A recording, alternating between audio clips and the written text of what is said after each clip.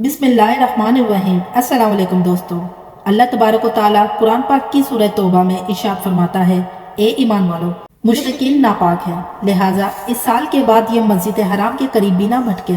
अगर तुम्हें तंगदस्ती का खौफ हो तो बईद नहीं कि अल्लाह तबारक व तआला अपने फजल करम से तुम्हें गनी कर दे। बेशक अल्लाह ताला इल्म वाला, हिकमत वाला है। प्यारे दोस्तों, कुरान पाक की इस आयत मुबारक में साफ साफ पता चलता है कि कोई भी काफिर या मुशरिक अल्लाह ताला के हुर्मत वाले और पाकीज़ा मुकामात के करीब भी नहीं जा सकता।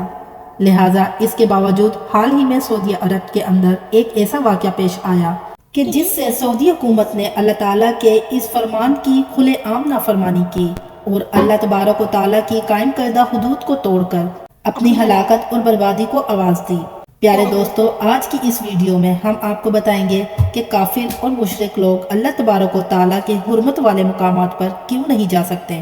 और अगर कोई काफिर या मुशरिक अल्लाह तबारक व तआला के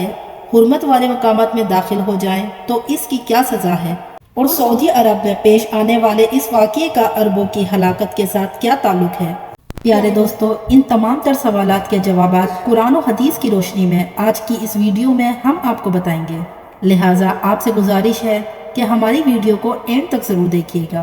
अल्लाह तबारक व तआला का कलाम कुरान पाक इस उम्मत के लिए एक नमूना है कि जिस कुरान पाक के अंदर पहली उम्मतों की हलाकत और बर्बादी के वाक़यात खोल खोल कर बयान किए गए हैं कि पहली उम्मतों को अल्लाह ताला ने किस तरह और कैसे कैसे तबाह बर्बाद किया और इन पर कौन कौन से दर्दनाक अजाब नाज़िल फरमाए। प्यारे दोस्तों, अरब वालों को अल्लाह ताला ने पूरी दुनिया पर फजीलत अता फरमाई है और इनको पूरी दुनिया से मुमताज़ कर दिया है। वो इस तरह कि अल्लाह ताला ने अपने प्यारे हबीब हज़रत मोहम्मद मुस्तफ़ा सल्लल्लाहु अलैहि वसल्लम को अरब के अंदर पैदा फरमाया, और इससे बढ़कर करम ये किया कि अल्लाह ताला ने अपना पाक कलाम कुरान पाक को भी अरबी में ही नाजिल फरमाया, और इस तरह अल्लाह तबारक व तआला ने अरब वालों को पूरी दुनिया पर फजीलत बख्शी। चाहिए तो ये था कि अरब वाले अपनी इस फजीलत को बरकरार रखते और अरब से पूरी दुनिया के अंदर इस्लाम फैलता, लेकिन अफसोस कि अरब के मौजूदा हुक्मरानों के अंदर माल की हविस आ गई और दीन को फैलाने के बजाय दुबई जैसा शहर बनाकर फहाशी को सरेआम फैला रहे हैं और पूरी दुनिया के लोगों को फहाशी की दावत दे रहे हैं।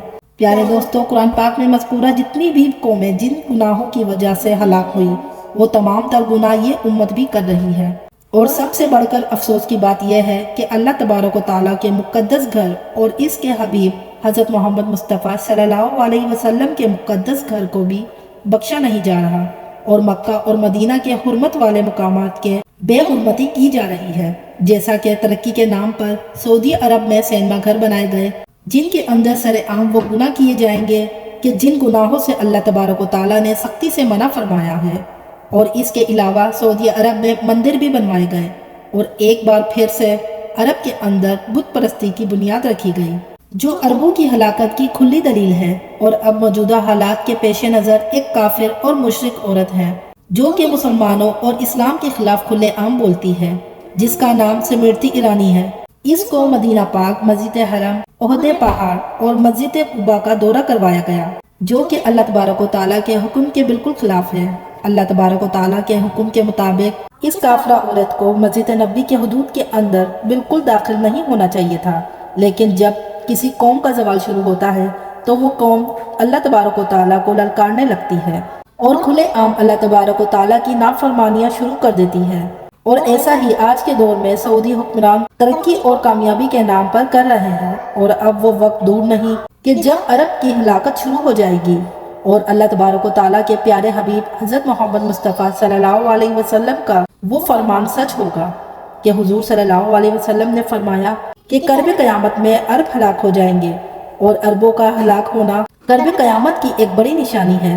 प्यारे दोस्तों, इस हदीस के मुताबिक अगर देखा जाए तो आखिरत के एतबार से तो अरब वालों का जवाल शुरू हो चुका है, क्योंकि ये लोग अल्लाह ताला की अहकामात को छोड़कर फहाशी के अंदर मुब्तला हो चुके हैं, और ना सिर्फ खुद इस फहाशी के अंदर मुब्तला हुए बल्कि पूरी दुनिया के लोगों को इस फहाशी की तरफ बुला रहे हैं। और अब वो वक्त दूर नहीं कि जब कुर्ब क़यामत की यह निशानी भी पूरी हो गई और अरब वालों को उरूज से जवाल का सामना करना पड़ेगा। प्यारे दोस्तों, अब बात करते हैं कि काफिर और मुशरिक लोग अल्लाह ताला के मुक़द्दस मुकामात पर क्यों नहीं दाखिल हो सकते, और अगर ये दाखिल हो जाएं तो इनकी क्या सज़ा है। اور حضرت محمد مصطفیٰ صلی اللہ علیہ وسلم نے کافروں کے داخلے پر پابندی کب اور کیوں لگائی؟ پیارے دوستو، مکہ اور مدینہ اللہ تبارک و تعالیٰ اور اس کے حبیب کا وہ مقدس اور پاکیزہ مقام ہے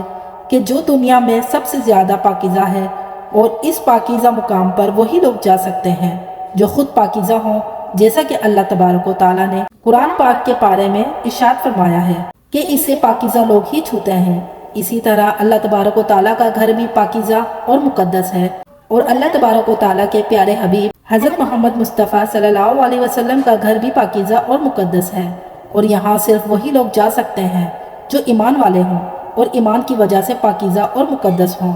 یہی وجہ ہے کہ مکہ اور مدینہ میں مسلمانوں کے علاوہ کوئی اور شخص داخل نہیں ہو سکتا، کیونکہ کافر اور مشرک لوگوں کو اللہ تبارک و تعالیٰ نے ناپاک اور ناجس قرار دیا ہے۔ پیارے دوستوں، کافروں اور مشرکوں پر یہ پابندی حضرت محمد صلی اللہ علیہ وسلم نے سن 9 ہجری کو لگائی تھی۔ 8 ہجری کے بعد فتح مکہ کے موقع پر جب پورے مکہ کے اندر مسلمانوں کا غلبہ ہو گیا تو سن 9 ہجری میں اللہ تعالیٰ نے قرآن پاک کی ایک خاص آیت کریمہ نازل فرمائی، جس آیت کریمہ کے اندر اللہ تعالیٰ نے صاف صاف کافروں اور مشرکوں کو مسجد حرام میں داخل ہونے سے منع فرما دیا۔ اور یہ آیت کریمہ قرآن پاک کی پارہ 10 سورہ توبہ کی 28ویں آیت ہے۔ اس طرح قرآن پاک کی آیت کریمہ کے نازل ہونے کے بعد حضور صلی اللہ علیہ وسلم نے کافروں اور مشرکوں پر مسجد حرام میں داخل ہونے پر پابندی لگا دی، اور تب سے لے کر آج تک یہ پابندی قائم رہی۔ لیکن افسوس کہ آج کے دور میں حضور صلی اللہ علیہ وسلم کے اس فرمان کی خلاف ورزی کی جا رہی ہے، جو آج سے 1400 سال پہلے حضور صلی اللہ علیہ وسلم نے ارشاد فرمایا تھا، اور جو آج سے 1400 سال پہلے حضور صلی اللہ علیہ وسلم نے جو پابندی لگائی تھی، وہ پابندی آج کے دور میں ختم ہوتی نظر آ رہی ہے۔ پیارے دوستو، اگر کوئی کافر یا مشرک اللہ تبارک و تعالیٰ کے مقدس مقام خانہ کعبہ یا مسجد نبوی میں اس وجہ سے داخل ہو کہ وہ اس کو نقصان پہنچائے گا، تو ان کو قتل کرنے کا حکم ہے، اور اگر کوئی اس ارادے سے داخل نہ ہو تو اس کی سزا یہ ہے کہ اس کو ملک بدر کر دیا جائے اور دوبارہ اس کے داخلے پر پابندی عائد کی جائے۔ اللہ تبارک و تعالیٰ سے دعا ہے کہ اللہ تبارک و تعالیٰ ہمیں اپنے احکامات کے مطابق زندگی گزارنے کی توفیق عطا فرمائے، اور ہمیں ان تمام تر گناہوں سے بچائے جن گناہوں کے اندر مبتلا ہو کر پہلی قوم ہلاک ہو گئی اور اللہ تبارک و تعالیٰ کے دردناک عذاب کے مستحق قرار پائیں۔